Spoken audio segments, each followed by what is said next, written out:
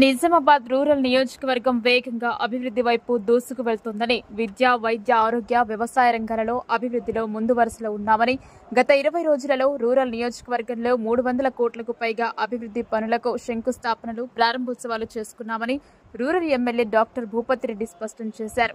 గత బీఆర్ఎస్ ప్రభుత్వం పుట్టిన పాపపై 2 లక్షల భారం మోపిందని ఆరోపించారు.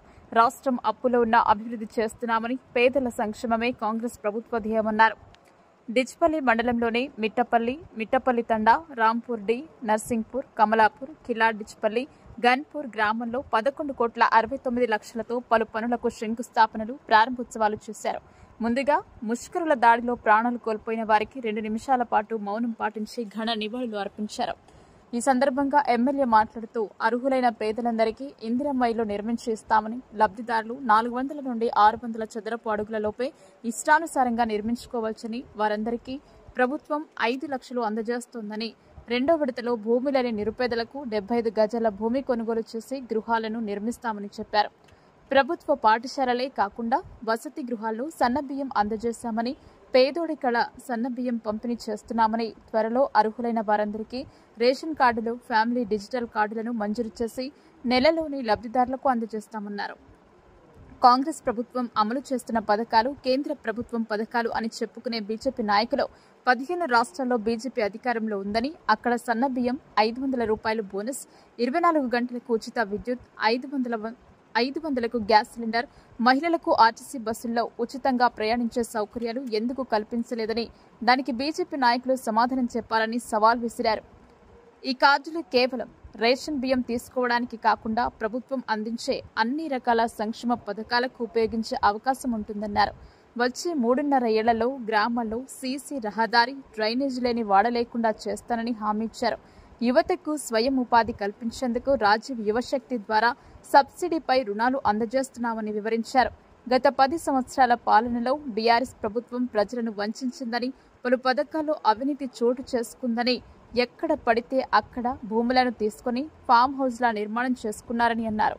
ప్రాణహిత చేవెళ్ల 21 ప్యాకేజ్ పూర్తి చేయకపోవడంతో భూగర్భ జలాలు తగ్గిపోయి బోర్లు ఎత్తిపోయి ఈ ఎండాకాలంలో కొన్ని చోట్ల పంటలు ఎండిపోయే దుస్థితి నెలకొందని, దీనికి 10 ఏళ్లుగా పాలన చేసిన వారికే ఈ బిరుదు దక్కుతుందని ఎద్దేవా చేశారు. రాష్ట్ర ప్రభుత్వం ఎస్సీ వర్గీకరణకు చట్టబద్ధత కల్పించిందని, ఇకపై ఎస్సీ యువతకు ఉద్యోగాల్లో, చదువుల్లో, స్థానిక సంస్థల ఎన్నికల్లో రిజర్వేషన్ లభిస్తుందన్నారు. అలాగే బీసీ కులగణన నిర్వహించి 42% బీసీ రిజర్వేషన్ ఇవ్వాలని అసెంబ్లీలో తీర్మానించి చట్టబద్ధత కోసం పార్లమెంటుకు బిల్లును పంపించినట్లు తెలిపారు.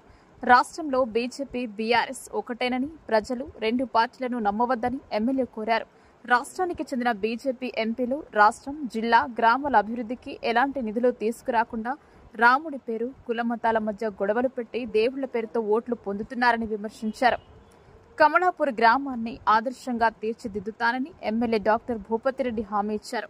ఈ కార్యక్రమంలో మండల కాంగ్రెస్ అధ్యక్షులు అమృతాపూర్ గంగాధర్, బ్లాక్ కాంగ్రెస్ అధ్యక్షుడు పొలసాని శ్రీనివాస్, సొసైటీ చైర్మన్లు మునిపల్లి సాయిరెడ్డి, తారచంద్ నాయక్, రామచందర్ గౌడ్, చింత శ్రీనివాసరెడ్డి, కంచిటి గంగాధర్, వాసుబాబు, ధర్మాగౌడ్, లచ్చముల్ల దత్తాద్రి, నర్సాగౌడ్, శేఖర్, సందీప్, మెంబర్ రాజన్న, మోతి నవీన్, చిన్నిలింగుల చిన్నయ్య, యానంపల్లి మురళి, పెద్దోళ్ల శ్రీనివాస్, మాజీ ఎంపీటీసీ చింతల కిషన్, డాక్టర్ షాదుల్లా, కొర్రి రామకృష్ణ, ఆయా గ్రామాల వీడీసీ సభ్యులు, మండల నాయకులు, కార్యకర్తలు, మహిళలు, రైతులు తదితరులు పాల్గొన్నారు.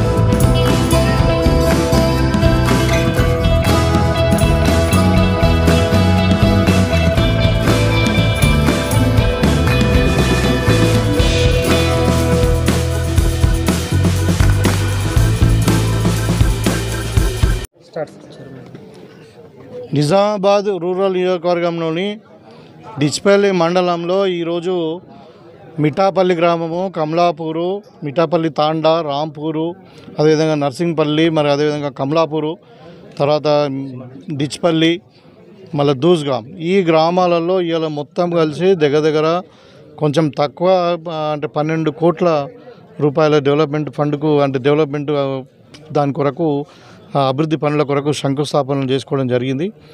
ఇవాళనే కాదు, గత 20 రోజుల నుండి రోజు 10 నుండి 15 కోట్ల రూపాయల శంకుస్థాపనలు చేస్తూ ఉన్నాం. ఇంకొక వారం రోజులు అవుతూ ఉంది.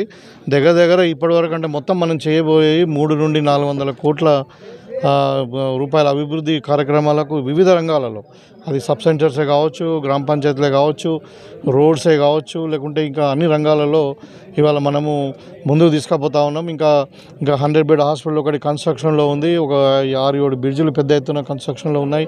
ఇంకా మరి అగ్రికల్చర్ మంత్రి గారు అనౌన్స్ చేసినట్టు ఒక అగ్రికల్చర్ కాలేజ్ కూడా మనకు రాబోతూ ఉంది, ఇంజనీరింగ్ కాలేజ్ మనకు రాబోతూ ఉంది.